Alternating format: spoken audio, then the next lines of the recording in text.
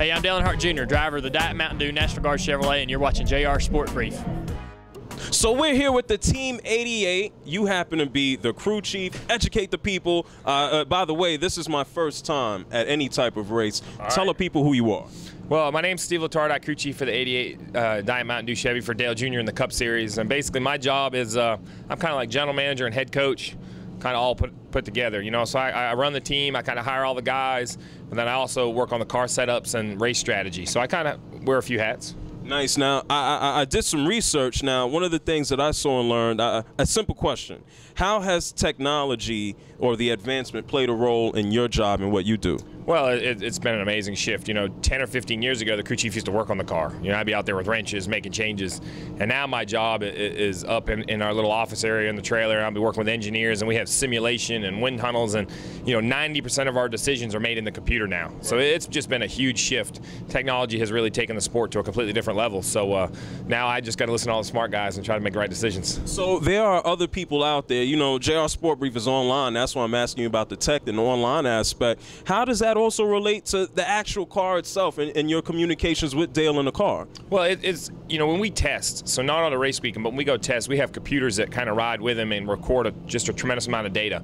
And then that data drives all these programs we have built. We have a lot of guys that, programmers even at Hendrick, we create our own programs, our own simulation. We don't buy them. We create them ourselves. So, you know, as the people out there realize, that's pretty complicated stuff. And now that becomes real proprietary, and that's really what you see with all these different race teams. And that's the advantage of having bigger race teams. There's a lot of depth. There's all these different programs and tools, and that's why I need so many engineers that work for us. I don't have an engineering degree, so I have a bunch of guys that work underneath me, and they do a spectacular job giving me all the information I can use. Cool. Now, I don't have an engineering degree as well.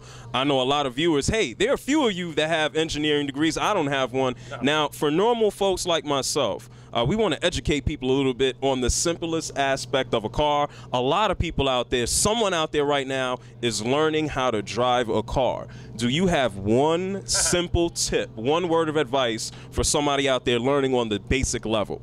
Yeah, my simple tip is to pay attention. And I know that sounds silly, but it's no different for a race car driver. Is on the street, you see people texting and talking on their phone and making mistakes driving a street car.